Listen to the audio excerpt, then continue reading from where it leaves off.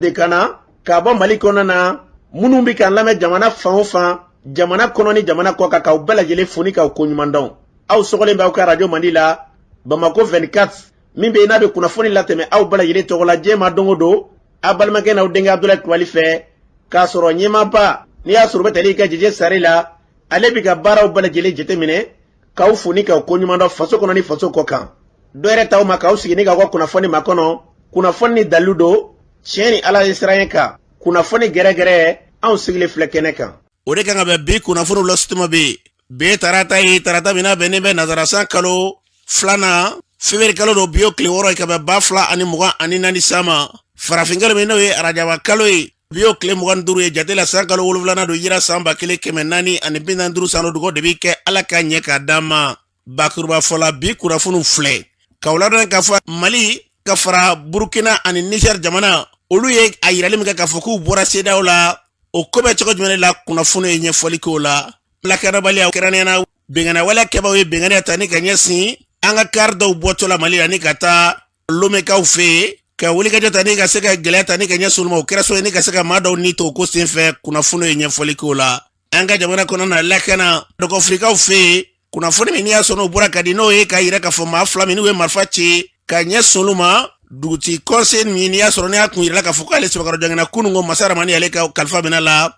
kunnafoni ye ɲɛfɔli k'o la ka taa se fangada firi a bɛ fɔ k'an ka jamana sariya sunba tɛ jɛn n'a ye a dun mana kɛ maa minnu bɛna i ka dɔn k'a fɔ n'i y'a sɔrɔ olu bɛ tila ka taa tɛgɛ kɔrɔta jamana sariya ɲɛkɔrɔ ko bɛ cogo jumɛn na kunnafoni ye ɲɛfɔli k'o la ninnu de bɛna kɛ kunnafoni kumaba ye bi k'a fara kunnafoni wɛrɛw bɛna fara a la aw balimakɛ n'aw denkɛ Abdulaye Kulibali Ala k'a ɲɛ k'a d'an ma kunnafoni an b'a daminɛ k'a ladɔn k'a fɔ an ka jamana kɔnɔ na lakanabaliya kɛrɛnkɛrɛnnenya ɲɔnɔ dɔgɔ firi ko nin waati laban ninnu kɔni na sanga ni waati bɛɛ kɔnɔ na ni marifa bɛ ci ka bɔ fala fan dɔ fɛ ka ɲɛsin fala fan dɔ ma kunna seningo n'o bɛnna kari dɔ ma o ye marifa ci baara dɔw kɛ dɔgɔ firi dugu ma n'o ye K22 ye ni dɔw ko njidaw ka o dugutigi lakaw ka maa ba dɔ yɛrɛ n'i y'a sɔrɔ maa lakodɔnnen dɔ kosɛbɛ kosɛbɛ ko Bamadu Buware ni marifa kisɛ kun y'ale sɔrɔ a taara ka taa ni labutani u maa 2 kun don ale ta in kɔni k'a kun tɛbɛkɔrɔ jugara kosɛbɛ kunungo Masa Ramani a ka kalifa minɛ na a janajaw bala yɛrɛ kɛra kunungo maa caman ka fɔla sigi la ye an bɛ yɔrɔ min ko bi fɛɛrɛw ka kɛ hali bi dɔgɔ firina lamini kɔnɔ bi gɛlɛya kɔni cɛnni la ka dɔn k'a fɔ farabugu bɛ dɔgɔ firi de fɛ wulikajɔ kɛbaa n'u sumayara dɔɔni kɔfɛ i b'a sɔrɔ u bɛ poyi ni poyi ko wɛrɛ ye min bɛ n'i y'a sɔrɔ n'a ka sɛbɛkɔrɔ gɛlɛn kosɛbɛ a kɛnɛ kan u k'u bɛ wele bila hali bi fɛɛrɛw ka tigɛ fanga fɛ ka dɔ fara kɛtaw kan fala kɔfɛlafa ninnu n'olu kɔni ma larawuli ko an bɛ se ka san caman kɛ nin na a kuma de bɛ fɔ ten ka da waati ni waati n'o tɛ kɛlɛ in banni kɔni ko maa bɛ se k'a fɔ gɛlɛya kɔni dɔ bɛ ka faraw kan nin waati nɔ nɔgɔforow mɔgɔw ka nɔgɔw kɔni o baaraw bɛɛ lajɛlen tora ye a kɛra nin waati na n'i bɛ fɛ ka sɛnɛ kɛ nɔgɔ la e bɛ taa maloforo kɔnɔ n'o tɛ fala dawolo fɛ foro minnu tun bɛ yen kɔni k'a dɔn k'a fɔ k'o bɛɛ lajɛlen bilala ka ban u bɛ fɛn min fɔ hali bi dɔ ka fara kɛtaw kan su ni tile u bɛ kɔrɔfɔw mɛn k'a fɔ ko basigi nana ko foyi tɛ bilen dɔw yɛrɛ ka kuma la an ye kidali mɛn ka ban ko kɛlɛ kɔni k'a banna k'a sɔrɔ bi de ka gɛlɛn ka tɛmɛ kunungo kan yɔrɔ caman b'a la wulikajɔw ka kɛ ka dɔ fara kɛtaw kan n'o tɛ basigi b'a la kɔni k'a bɛ kɛ cogo kan an bɛ dugawu kɛ jamana in yarabi ala k'a basigi n'an bɔra ye an ka jagokɛlaw kɛrɛnkɛrɛnnenya olu bɛ bɔ i ka dɔn Mali kɔnɔ kɛrɛnkɛrɛnnenya kuma caman ka taa Lome ka taa minɛntaw la taa ni ka segiw la min ye musoba dɔ ye n'ale tun bɛ Yirimajɔ n'a bɛ wele ko Awa nin tun y'a yɛrɛ kanubaaba ye a ye finiw di an yɛrɛ ma ka kɛla ala ma don fɔlɔ o Awa in dɛ arajo yɛrɛ kanubaaba a tun bɛ jago kɛ a bɛ dɛgɛ feere a b'o kɛ kɛrɛnkɛrɛnnenya Sogonikɔ ale otogari yɔrɔw la o kɔfɛ min ye finiw ni tasaw ye a b'olu feere o bitigi b'a bolo Yirimajɔ sugu la Awa de bɔra k'a bɛ taa i ka dɔn ka fɔ Lome u taatɔla banu ko a bɛ chauffeur kɛ jɔ a na kɛ chauffeur kɛ kɔni ale ma sɔn jɔli ma o kɔni kɛra so ye u ka se ka marifa ci kabini o kɔni kɛra n'u ye marifa ci dɔrɔn kari kɔni donna ɲɔgɔn na ka ban a sen fɛ fure ka ca ni maa 5 ye dɔw kɔni olu tora ni mobili yɛrɛ kɛrɛfɛ ye Awa yɛrɛ a janajaw bala yɛlɛ bɛ kɛ bi ni ala sɔnna ma nɛgɛ kanɲɛ ta waatiw la a denkɛ n'o yɛrɛ sigilen don yen nɔ fure nana kɔfɛ Sidiki Kulibali taara kunungo ka taa ɲininkali k'a denkɛ la a b'a yɛrɛ ɲɛfɔ nin ko in kɛra cogo min na an k'a lamɛn. Iba Traore n sigilen bɛ Lome mais n bɛ taga ni ka segin la Lome ni Mali ni ɲɔgɔn cɛ ne ka musokɔrɔba yɛrɛ de tanyana ani n tora la a kun bɛ kana Lome k'a fɔ k'a bɛna fɛn damadɔninw san o y'o attaqué donc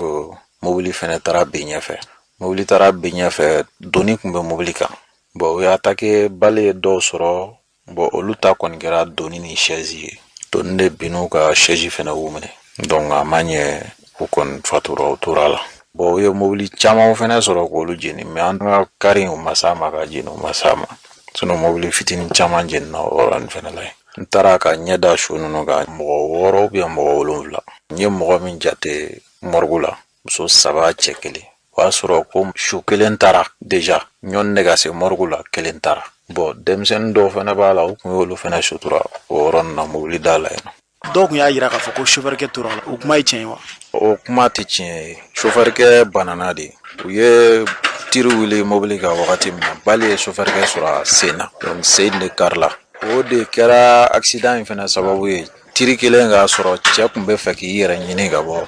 mobili kɔnɔna na donc fɛnɛ ye ko tɔ teliya ka accident kɛ chauffeur-kɛ bɛ balo la. Ko maa minnu binna mobili kan aw yɛrɛ ka kɔlɔsi la maa suguya jumɛnw de don? A fɔra ne ɲɛna ko mɔgɔ juguw de don minnu bɔra kungo kɔnɔ ka na ka mɔgɔw lajɔ u bɔra tiɲɛni kama u bɛ mɔgɔ tire mobili la u b'u ka mobiliw jeni bon u bɔra o de kama accident tɛ mais mɔgɔ jugu de nana ka bin u kan a taara laban accident fɛnɛ la u y'u tire. N'i ko mɔgɔ jugu bibi in na dɔw b'a fɔ ko jadisiw don dɔw b'a fɔ ko bantiw bɛ mɔgɔ barake wari kama i n'a fɔ i y'a fɔ cogo min na ko jagokɛlaw don aw ka jumɛn de don a fila la? Bon u ye min fɔ an ɲɛna o ye jadisiw ye u y'o de fɔ an ɲɛna ko terrorisiw a ma fɔ ko barakɛri. U ma se u bololafɛn ma wa? O tɔ ninnu ne m'o ɲɛɲini parce que ne kun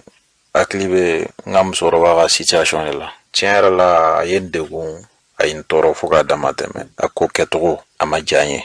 mais n seko t'a la n t'a dɔn n b'a kɛ cogo min n ye gɛlɛya sɔrɔ kosɛbɛ kosɛbɛ barisa n wulila Lomé ka na Burkina n ti mɔgɔ dɔn Burkina maliyɛn dɔw bɛ min y'an dɛmɛ kosɛbɛ yɛrɛ yɛrɛ yɛrɛ o ye Mayiga ye Farka Mayiga ale de ye maliyɛnw ka président ye Lomé homme d'affaires don ale yɛrɛ de ɲɛna an ka furu ma an ka se k'a sɔrɔ parce que accident kɛra yɔrɔ min na su ninnu dara yen nɔ u ye tile 2 kɛ yen nɔ donc ambassade de y'ale wele ale ni ambassade u ka ɲɔgɔn ta ka taa o yɔrɔ la ka taa blessew lajɛ mɔgɔ bananiw ka ca ka t'u lajɛ ka tila ka su ta ka n'u bila Wagadugu morgue la a yɛrɛ kunna wari la a tilala k'an dɛmɛ papier ni boliboliw la Farka Mayiga mais an b'a wele Mayiga ani n bɛ foli bila colonel Abdoulaye Traoré Burkina ambassadeur ka vice président don k'a fɛnɛ y'a seko kɛ. Ni ko minnu bɛ ka kɛ e bɛ se ka kumakan laban jumɛn de fɔ? N bɛ min fɔ mobilitigiw ye yɔrɔ man ɲi an tɛ se ka fɛn fɔ faamaw ɲɛna parce que u bɛ k'u seko kɛ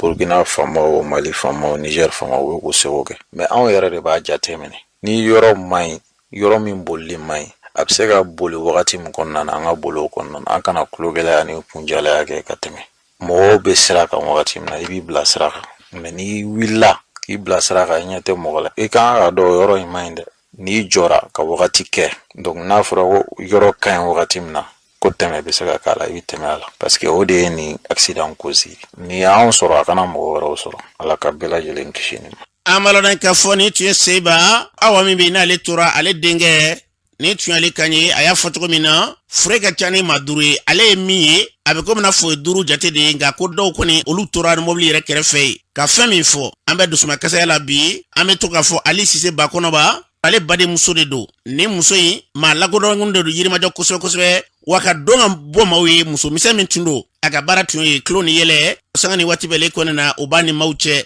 awa bi wulikajɔw balele kɛra ka fure kɔni ka se ka nana ye sanakunu na ni ala sɔnna ma janajaw balele bɛ kɛ nɛgɛ kanɲɛ 10 waatiw la an bɛ dugawu kɛ nin n'a ɲɔgɔnna fɛn fɛn min n'a kɛra ala ka hinɛ u bɛɛ lajɛlen la ala k'an kisi nin ɲɔgɔnnaw ma an ka jamana kɔnɔ na hɛrɛ fɛn fɛn bɛ k'u fɛ yen a bɛɛ lajɛlen la u bɛ arajo ka kunna sigi ka na nisɔndiyaba kɛ arajo maaw ye yan u hakili tolen bɛ arajo in na kosɛbɛ a se masaramani yarabi ala kana nin ɲɔgɔnna kɛ maa si la ala ka lahara sɔnsumaya ye n'an bɔra ye Diripa olu ye kunnafonidilaw ka ɲɛfɔli kɛ jabe kalo min n'an bɔra o kɔnɛ na kalo kɛra cogo da ni u ye wulikajɔ minnu kɛ nin waati laban ninnu na Diripa bɛ baara minnu na u kuma lasera u ka ɲɛma fɛ n'i y'a sɔrɔ tali kɛ colonel major Suleman Damila ye kuma min fɔ kunnafonilaw ɲɛkɔrɔ kunungo u filɛ. N'a jateminɛ kalo tɛmɛnen janvier kalo an ka finitigilakaw ye wulikajɔ caman kɛ wulikajɔ ninnu y'a jira k'a fɔ u ye gɛrɛntɛ siri jatigɛwale mɔgɔw la kosɛbɛ kalo tɛmɛnen jatigɛwale mɔgɔw u sela ka ataki damadama kɛ an finitigilakaw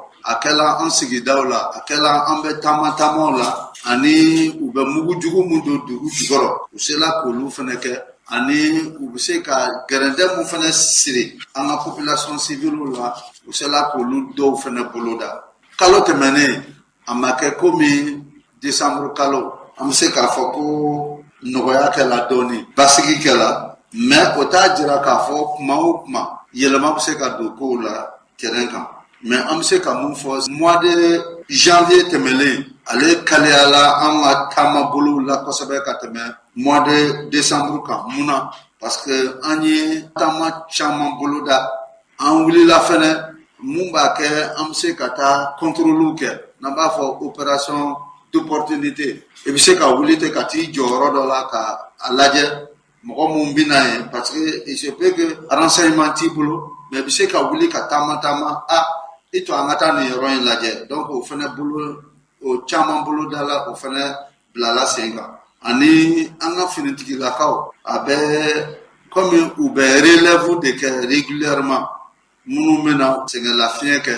dɔw fɛnɛ bɛ t'olu place la donc o fɛnɛ caman kɛla kalo tɛmɛnen na o de y'a kɛ an ka mouvement cayala sur le terrain théâtre S n'o bɛ Gao Menaka Kidal Tessalit concerné wulikajɔ camanba de kɛla o kɔnɔna na n'o ye drone ye n'o ye avion ye mais n'o ye sennamɔgɔw fɛnɛ olu ye wulikajɔ caman kɛ Kidal mara la Menaka mara la Aguelhok Tessalit ani Lere o kɔnɔna na an sera ka mobili caman traquer donc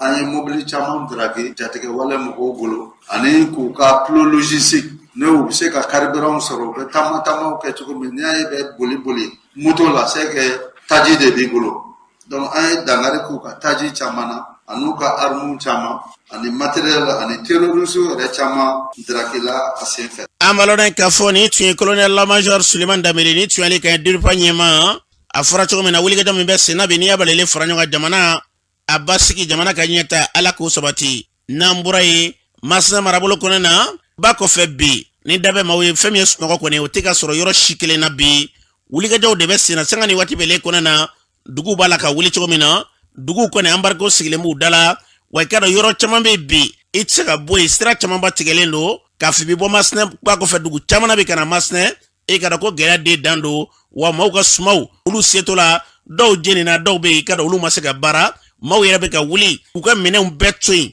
ka taa kɔni k'o fisaya ni sigi ye k'a sababu kɛ waleyajugu kɛbaaw ka wulikajɔ ye hali bi u bɛ fɛn min fɔ sango ni ye saro lajɛ bi ko dusi kelen tɛ n'i y'a sɔrɔ n'a maa ɲɔgɔnɛ 2 walima ɲɔgɔnɛ 3 jama mana fara kan bɛɛ kamana gannen bɛ bi u bɛ wele bila ka ɲɛsin fanga ma wulikajɔ hali bi a ka kɛ n'o tɛ i ka dɔn k'a fɔ ni baaraw tɛmɛna nin kan mara in kɔnɔna na a kɔni kɛra tiɲɛni ka ban dɛ sɔmiya dun n'an kun bɛ o kan a bɛ kɛ gɛlɛya sigida kɔnɔ na ni Masina yɛrɛ lajɛ bi minnu sera ka na k'i ka dɔn ko yen famɛ tetetewu k'a sɔrɔ kɛ lakanabaliya sababu ye hali bi ka fɛɛrɛw tigɛ basigi lafiya bɛ se ka sabati cogo min na maaw bɛ se ka to u ka sigidaw kɔnɔ na k'u b'o de ɲini fanga fɛ an bɛ dugawu kɛ jamana yarabi ala ka kɔlɔsuma n'an bɔra ye an ka jamana kɔnɔ na kɛrɛnkɛrɛnnenya caporal ale ka tɔndenw olu ye fara ɲɔgɔn kɛ o fara ɲɔgɔn tɛ dɛ ka ɲɛfɔli kɛ Mali ka bɔli CEDEAO la hakilila min y'a sɔrɔ n'o kɔni fɔra an ka jamana maa ɲɛmaaw fɛ k'olu b'o fɛ ani février kalo min n'a fɔra ko jamanatigi kalata ka kan ka kɛ bɛn n'o ye ko kɛcogo si kelen t'a la a kumatigi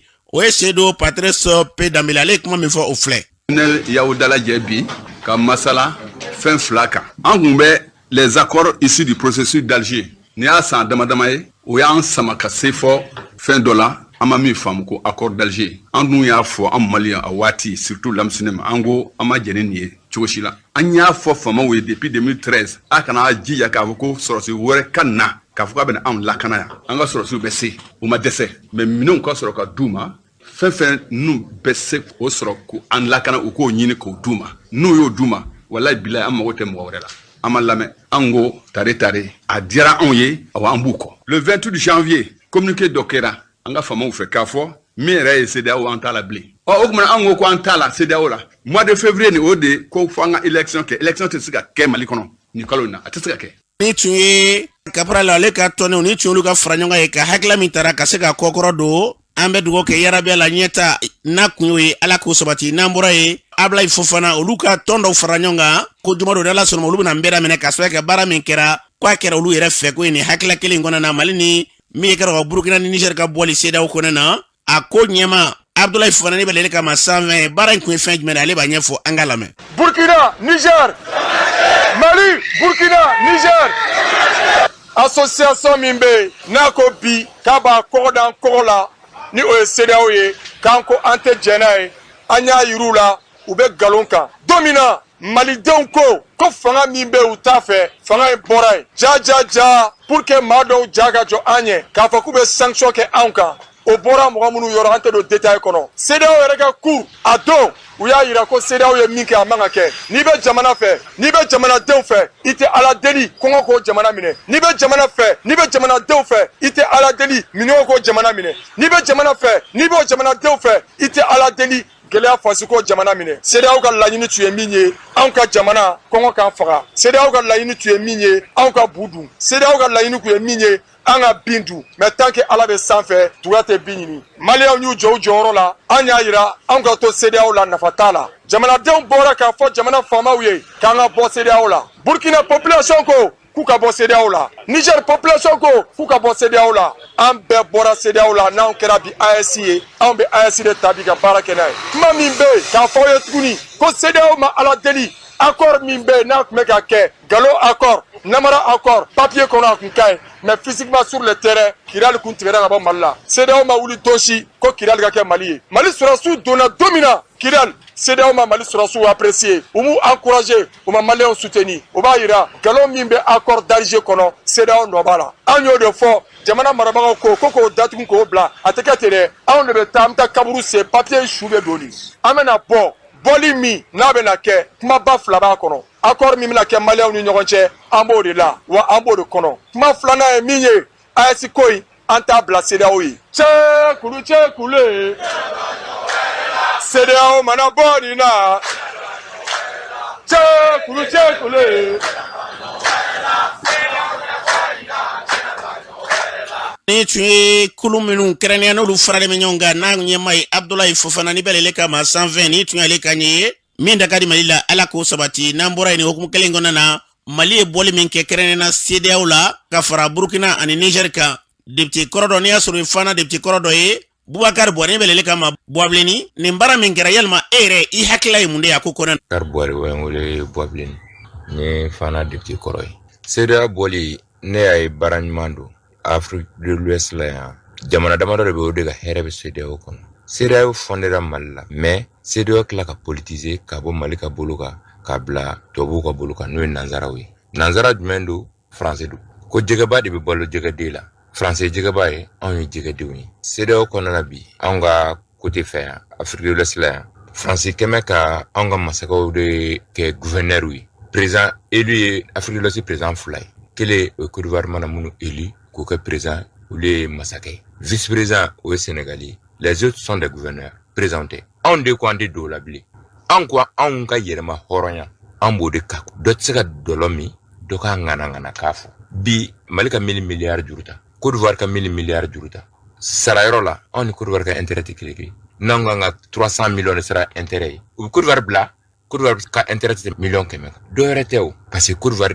de France ka basé ka kɛ couverture ka Afrique de l'Ouest jamana tɔw mara depuis au fait Boigny tile la Sédar Senghor tile la u ye anw mara ni nin de bi an ka maa minnu nana olu de ko o mara o banna an ka jamana intérêt a bɛ don jamana de kɔnɔ jamana ka tɔrɔmɔjɔ ne ko an bɛ jɛ i bɛ 50 ta an bɛ 50 ta fɔlɔ anw bɛ 10 ta tubabuw bɛ 90 ta Sénégal ni Côte d'Ivoire u bɛ 20 bila ka taa ye pour que olu ka se ka anw gouverner an ko k'an tɛ dɔ bolo banna hali bi an ma ban koyi an ka i mois ta ni u ka déclaration ko laban jamana tɛ se ka jɔ ni sɛgɛn ma kɛ sa n'an sɛgɛnna an bɛ lafiya o $100 ye tam pour Éthiopie kɛ Éthiopie kɔnɔ ko ka wuli ko kɔngɔ donna ko gɛlɛya donna mais Éthiopie mɛ bi a tɛ sanfɛ bi yan Libye a bɛ min bi a ko ne duguma wa jamanaw m'a dɛmɛ wa bi numéro 1 tɛ bon Mali bɛ juga Libye fana ye an ka taa nin sira kan dɔrɔn an kana presser an ka ɲɛmɔgɔ ninnu kɔrɔ ɲɛmɔgɔ ninnu bɛ bi u y'u ni de bila anw ye koyi ni ko tɛ hali ni mɔgɔ bɛ 1000 miliyari la bi u b'a ta u bɛ fanga di politique mɔgɔw ma mais non k'u faso di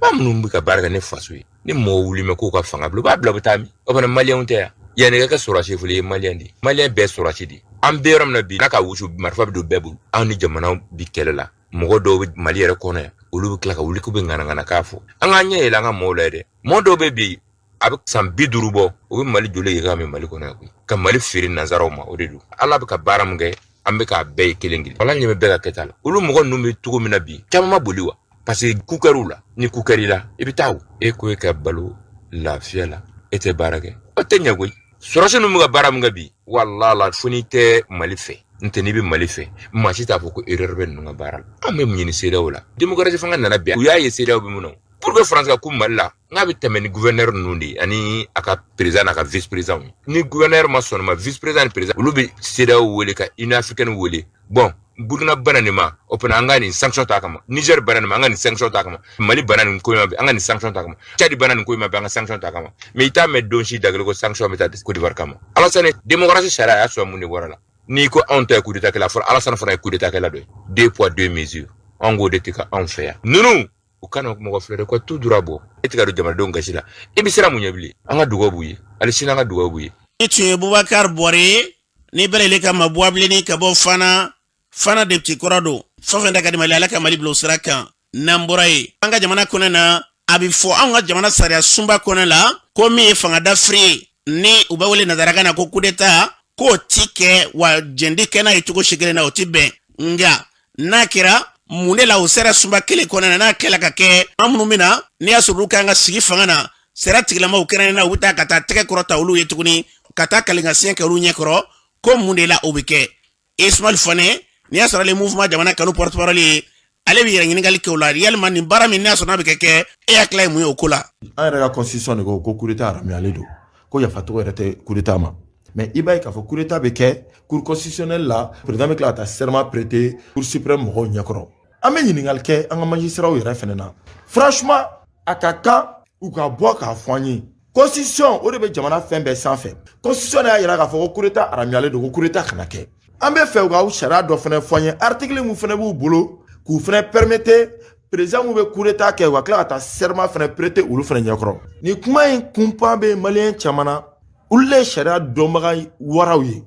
constitution de dun bɛ jamana sɛbɛn bɛɛ sanfɛ constitution de dun kana ka bato a kana ka respecter donc n'a ma ɲa k'a fɔ Mali kura ko kuma bɛ fɔ coup d'état de bɛ ka kɛ jamana kɔnɔ serment de bɛ ka taa prêter a ma daminɛ Assimi ninnu na n bɛ ka nin kuma fɔ n bɛ fɛ de coup d'état ko ka ban ni Mali kɔnɔ a dan ka kɛ Assimi ninnu ta ye mɔgɔ wɛrɛ de kana tuguni ka hakilina sɔrɔ k'a bɛ coup d'état kɛ jamana in kɔnɔ tuguni o de kama n bɛ fɛ constitution ka respecter a ka bonya mɔgɔ o mɔgɔ n'i ye coup d'état in kɛ jamana kɔnɔ constitution de ko yafa tɛ k'e ma hali n'i sara i ka juge ka jalɔkɔ k'i kaburu kunna n'o kɛra coup d'état ko kuma bɛ ban jamana in kɔnɔ pepepewu mais sariya mun fɛnɛ de b'a u permettre ka taa serment prêter olu ɲɛkɔrɔ article min b'o kɛ ne bɛ fɛ u k'o fɛnɛ fɔ an ye an ka se k'o dɔn ne bɛ fɛ u k'a fɔ anw ye parce que ne y'a ɲɛɲini ne m'a ɲɛ sɔrɔ dɛ depuis cour constitution ɲɛmɔgɔ kɔrɔ min tun bɛ yen ne ye ɲɛɲini k'a la ne m'a ɲɛ sɔrɔ ne bɛ fɛ sisan u ka aw journalistes u k'aw wele k'a fɔ aw ye article C min bɛ yen k'a fɔ ko ni coup d'état kɛra ko coup d'état kɛla bɛ se ka serment prêter cour suprême ɲɛkɔrɔ magistrats ɲɛkɔrɔ ne bɛ fɛ o ka fɔ an ye nin yɔrɔ in c'est très important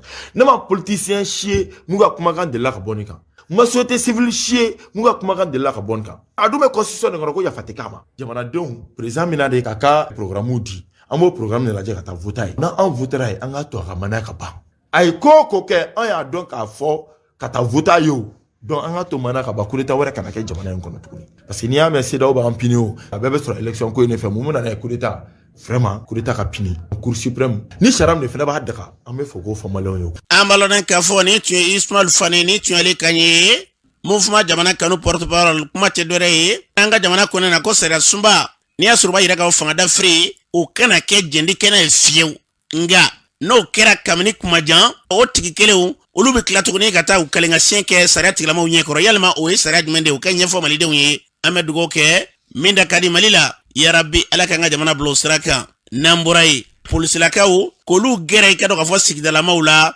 n'i y'a sɔrɔ u bɛ se ka don ɲɔgɔn ye ka bɔ ɲɔgɔn ye cogo jumɛn de la o baara min ni o sigira sen kan k'a fɔ ko nin kɛli ka kan a nafa ye mun de kan ka kɛ sigidalamaw fɛ ani mun de kan ka kɛ polisilakaw yɛrɛ fɛ sango n'an gɛrɛla ɲɔgɔn na an bɛ mɔgɔ bɛ ɲɛta min na n'o bɛ sabati Kisinɛ Sakɔ ale ye finitigilaka kɔrɔ ye o baara min bɛ yen n'a sɔrɔ n'a bolo dalen bɛ bi a nafa ye mun de ye an ka lamɛn. Police de proximité ye fɛn de ye comme a tɔgɔ bɛ cogo min na a bɛ ko polisi ka surunya maaw la o y'a fɔlɔ ye ka surunya maaw la cogo di o kɔrɔ ye jɛɲɔgɔnya a ka kɛ an ni population cɛ et que an bɛ waati min na ko bi jamana taabolo yɛrɛ fɛ u ni finitigiw kan ka don ɲɔgɔn na u kan ka ko caman partager u ni ɲɔgɔn cɛla la an n'u ka se ka ɲɔgɔn faamu olu yɛrɛ ka da anw na dannabaliya min bɛ u k'o bɔ yen u k'a dɔn k'a fɔ an y'u denw ye an y'u balimaw ye an y'u kɔrɔw ye an y'u dɔgɔw ye an y'u cɛw ye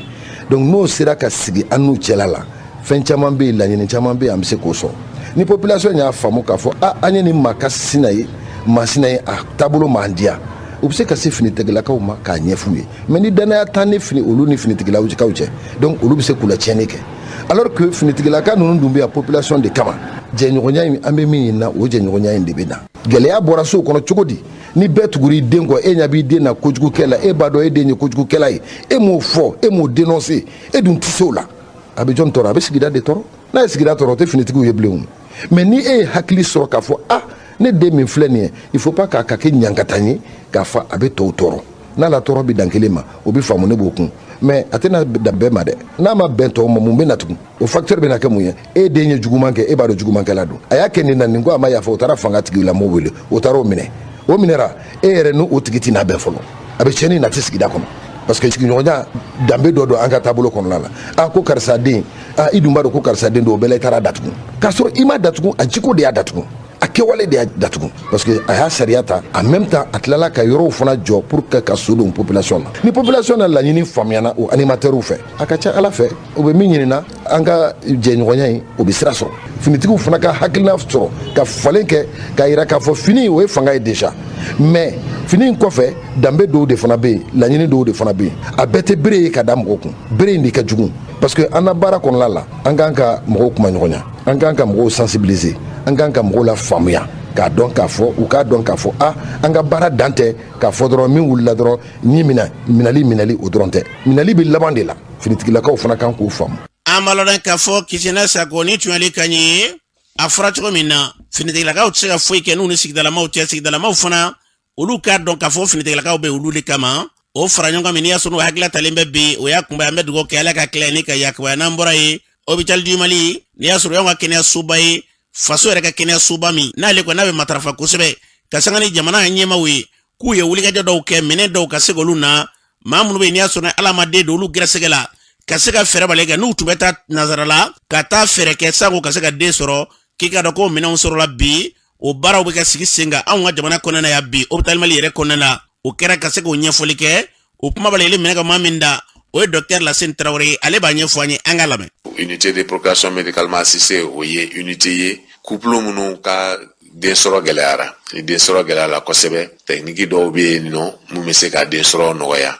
donc o unité bɛ hôpital du Mali la bi in na an y'a baaraw daminɛ fɔlɔfɔlɔ mɔgɔw tun bɛ billet ta ka taga extérieur la ka taa baara minnu kɛ sisan nɔ a bɛ kɛ non seulement Mali la mais a bɛ kɛ structure publique la n'o ye hôpital du Mali ye donc a baara ninnu an y'a daminɛ an ye muso caman sɔrɔ déjà a bɛ muso 10 ɲɔgɔnna si bɔ olu ye kɔnɔ ta ala barika la donc an b'u suit la an b'o o baaraw la hôpital du Mali la yan nɔ an nisɔndiyalen don kosɛbɛ parce que réellement n'i ye baara nin daminɛ lajɛ mɔgɔ caman yɛrɛ y'a fɔ k'a tɛna se ka kɛ structure publique la mais an ka patron n'o ye Musafo Touré ye a ka timinadiya ani an yɛrɛ sera k'an fanga don yɔrɔ minnu na bi in na an sera k'a kɛ bon an dun b'a dɔn Mali la ni den tɛ muso bolo hali cɛ ni den t'a bolo a ma nɔgɔn dɔɔni donc bibi in na ni fɛn fɛn bɛ se ka musow dɛmɛ u ka se ka den sɔrɔ ka cɛw dɛmɛ ka couple dɛmɛ u ka se ka den sɔrɔ donc o nisɔndiya kɔni o bɛ hôpital Mali la bibi in na an bɛɛ nisɔndiyalen don matériel ɲuman b'an bolo produit b'an bolo donc an bɛ baara la an bɛ foli de kɛ k'Ala barikada ka duwawu kɛ vraiment denko gɛlɛya bɛ mɔgɔ la Ala ka se k'a nɔgɔya u ye ne bɛ se k'u hakili lasigi parce que an bɛɛ y'a ye k'a fɔ ka jamanadenw furakɛ o ye jamana marabagaw ka kɛlɛ de ye jamanadenw ka sécurité an'u ka furakɛli o ye kɛlɛ ye min talen don jamana marabagaw yɛrɛ fɛ donc an ka ministère de la santé n'an ka direction hôpital du Mali la u bɛ ko bɛɛ kɛ pour que fɛnw ka nɔgɔya denko yɔrɔ fana la o tɛ fɛn ye k'a cunna mɔgɔ kan i bɛ labɛn de a ka ca Ala fɛ en tout cas i bɛ billet minnu ta ka taga extérieur la i bɛ hôtel sɔngɔ ni fɛn minnu kɛ n'o bɛɛ bɔra a la a tɛna kɛ ko gɛlɛnba ye k'a fɔ ko i tɛna se k'i ka musakaw bɔ k'i ka baaraw kɛ donc an bɛ mɔgɔw wele u ka na u yɛrɛ bɛ n'a ye fɛnw sɔngɔ ka ca dɔɔni parce que furaw sɔngɔ ka ca furaw bɛ dilan extérieur la u bɛ na donc mais a ka ca Ala fɛ quand même an bɛ baaraw kɛ ɲɔgɔn fɛ bɛɛ bɛ se k'i yɛrɛ furakɛ bɛɛ bɛ se n'Ala sɔnna. ni tun ye docteur Lassine Traoré ni tun y'ale ka ɲɛ a fɔra cogo min na an bɛ dugawu kɛ yarabi Ala ka ɲɛta ye ka ɲɛsin an ka jamana ma n'an bɔra ye cancer bana ale tɔgɔla don février kalo tile 4 o baaraw laada tilenna an ka jamana kɔnɔ na o senfɛ a kɛra faraɲɔgɔnba ye kɛnɛyaso la ni ka se ka fura di fu la ani o kɔfɛ ni ka se ka lajɛli dɔw kɛ cancer tɔw olu ka ɲamaniya sɔrɔ bɛ tali kɛ Kadiatou Kanté la ale kuma min fɔ kɛnɛ ka ye o filɛ. Donba di ni ɲɔgɔnna kan ka caya di. An fɛ jɔlen filɛ nin an bɛɛ sin tigɛlen don. Wa o dun y'an kunna jalenba de ye. A ma minnu sɔrɔ an b'a fɔ u ye kɛ. An tɛ sɛgɛn an tɛ ɲinɛ o la quoi. Chaque fois mɔgɔw ka bɔ ka taa dɔgɔtɔrɔso la. Musow k'u yɛrɛ dege sin dogili la fɔlɔ. Si dogili a bɛ daminɛ ni o de ye. Tant que i bɛ so la e k'i bɔ k'i yɛrɛ la kalo kalo. A tɛ bali ka cancer sɔrɔ dɛ. Mais a b'a to n'i y'a sɔrɔ a bɛ dɔn joona. Mun ye wolonugu ta ye o fana ka nɔgɔ. San kɔnɔ siɲɛ kelen i bɛ taa CSRF la o CSCOM la o t'i ka sage-femme fɛ yen o k'i dépister. Ni tun ye Kadiatou Kanté ni tun ale ka ɲɛ docteur minnu bɛ n'olu ka baara yɛrɛ ɲɛsinnen b'a ko ma n'i y'a sɔrɔ o dɔ ye Madame Li u ye jɔnjɔn d'ale yɛrɛ ma nin ko in senfɛ n'o ye cancer a maaw faralen ɲɔgɔn kan docteur Madame Li ale yɛrɛ kuma min fɔ baara in kɛnɛ kan o filɛ. Ka baro kɛ cancer kan ka mɔgɔw kunnafoni fɛn minnu b'a se mɔgɔw ma k'o bɛɛ ɲɛfɔ yaasa mɔgɔw bɛ se k'u yɛrɛ tanga cogoya min na o ye fɔlɔ ye. Filanan avec les associations la an ye ŋaniya siri ka journée de consultation gratuite kɛ bi o kɔrɔ ye di mɔgɔw bɛ na u bɛ lajɛ musaka foyi t'a la pour que ka sɛgɛsɛgɛli kɛ ka lajɛ ni cancer ou bien bon n'a fɔ ma bon n'o taamasiyɛn t'u la yaasa k'olu bilasira walasa u ka furakɛli bɛ nɔgɔya cogoya min na. Jogo dɔ bɛ yen olu man ɲi o jogo ka ca o ye jumɛn ye sigɛriti min b'o la gulɔ min b'o la ani dugu dɔw la fana banakisɛ dɔw kɔlɔlɔ o bɛ se ka cancer bila mɔgɔ la n'a bɛ fɔ a ma ko virusu. Halisa Mali la gouvernement ka gafew bɛɛ y'a jira ko halisa bɛɛ ti boloci matarafa denmisɛnninw ka boloci ka se hépatite ma. Dun bolocir'o la hépatite t'i minɛ jango a nɔbila ka kɛ cancer ye o bɛ caman bɔ a la bi welewele b'o ma mɔgɔw ka jogo ɲuman ta ani an ka dumuni cogo an k'olu lajɛ ka ɲɛ an ka dumuni sanumanw dun fɛn fɛn ye tulu ni kɔgɔ k'olu caya dumuni na o si man ɲi. Ni tun ye docteur kɛrɛnkɛrɛnnenya Madame Li ni tun y'ale ka ɲɛ fura cogo na an bɛ dugawu kɛ Ala k'an kisi bana in tɔɔrɔ ma. N'an bɔra ye Bagadaji ale sifinnakaw ye fara ɲɔgɔn kɛ ne ka se k'u yɛrɛ di u ka kin ma diɲɛ bɛ se ka lasabati cogo jumɛn de la kun ye fɛn jumɛn de ye a maa dɔ b'a ɲɛfɔ an k'u lamɛn. Ne tɔgɔ Musa Kamara mais bɛɛ bɛ n wele sigida la ko Baba la an sigilen bɛ Bagadaji arena la i b'i polomina danger 20 bon an b'an ka nin saniya ko in na mun y'anw bila la sɔnja de y'an bila la ani tɔɔrɔ de y'an bila la mɔgɔ mana k'a fɔ k'an ka kɛ o an y'a ye an ka sigida ɲama bɛ bɔ Dar Salamu ka na bɔ arena la ɲama bɛ bɔ Bulimana ka na bɔ arena la an nana ye n'an tora ten don dɔ a bɛna ka kɔlɔlɔ bɛna k'anw de ta ye mais an yɛrɛ y'a ye ka fara ɲɔgɔn kan bon ne yɛrɛ kɛla ka na denmisɛnninw bɛɛ motiver wari t'a la mɔgɔ tɛ k'an financer ko in diyara an yɛrɛ an yɛrɛ bɛ yɔrɔ min na bi matériel ko b'anw na an y'a ye Bagadaji surtout Gabriel Touré rond-point ka bɔ Gabriel Touré rond-point na ka na 3e da la adamaden fini kɛra mobili la k'i ka vitre layɛlɛ clim tɛ bɛɛ ka mobili la sɔn kasa dɔrɔn fo ka t'i bɔ an ka zone kɔnɔ yan. Ne tɔgɔ Sambu Fofana ne ye entrepreneur malien ne ka baara bɛnnen bɛ ɲamacɛ de ma ani yɔrɔ fiyɛ ka soso ni ɲɛmɛrɛ ni ɲimɔgɔ kɛlɛ ka bɔ an ka sigida la ni ko in kɔni ni ye hɛrɛ don de ye wa ni hɛrɛ yɔrɔ de Bagadaji jeunes ni maliyɛnw bɛɛ ni u ka vie tun bɛ se ka ye film ye maliyɛn cɛ n'a muso bɛɛ lajɛlen ɲɛkɔrɔ an tun tɛ sɛgɛn parce que ni bɛɛ tun y'a ye u bɛ ka min kɛ bɛɛ tun bɛ wuli k'u ɲɔgɔnna ta in kɛ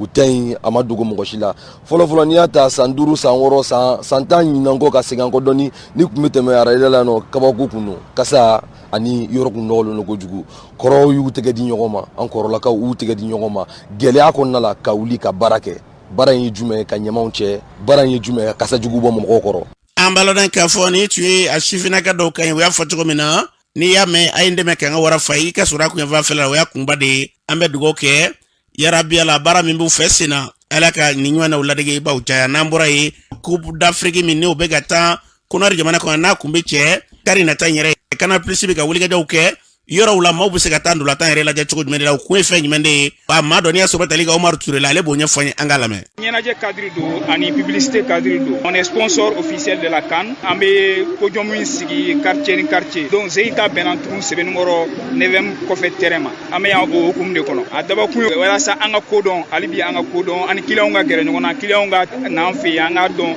an ka produit ɲumanw feere u ma a effet tɛ sisan ye don n'a nataw la mɔgɔw bɛ na effet tɛ automatique ye publicité yɛrɛ bɛ k'o hukumu de kɔnɔ yaasa pour que mɔgɔw k'aw lakodɔn après mɔgɔw ka gɛrɛ aw la mais min kɔni dɔn min ye Kulibali yɛrɛ i b'a sɔrɔ mɔgɔ dɔw bɛ yen fo bi olu yɛrɛ tun t'a dɔn ko Ecobank ye banque ye denmisɛnnin wuli kuranin ninnu sisan u bɛ k'a dɔn kosɛbɛ k'a fɔ Ecobank ye banque de ye wa Ecobank ɲin bɛ ɲɛnajɛ la kosɛbɛ an bɛ bɛɛ invité maliyɛn bɛɛ a ye n'aw ka compte dayɛlɛ Ecobank la Ecobank ye banque ɲuman de ye an gɛrɛnen don a la c'est la banque de proximité n'an n'aw banque dayɛlɛ an ka application bɛ yen an ka produit bɛɛ bɛ yen an bɛ se k'a bɛɛ ɲɛfɔ aw ye on est tous disponibles k'a daminɛ DG la fo planton n'i sera an ka banque kɔnɔ dɔrɔn bɛɛ disponible don u bɛ information d'i ma wa ni sara i bɛ nimisi wasa sɔrɔ bankow la. ni tun ye Umaru Kanye ye a fɔra cogo min na dɔ yɛrɛ tɛ dɛ ka se ka photo de nisɔndiya u bɛ se ka farikolonya lajɛ cogo min na n'o y'a kunba ye an bɛ dugawu kɛ ɲinɛta yan kɔni sen bɔra la Ala ka nataw yira na Mali ni Côte d'Ivoire ka ballon tan kɔnɔ na Seku Jara an tɔgɔla ye ka bɔ ba fila ni ɲɔgɔn cɛ si marabolo kɔnɔ na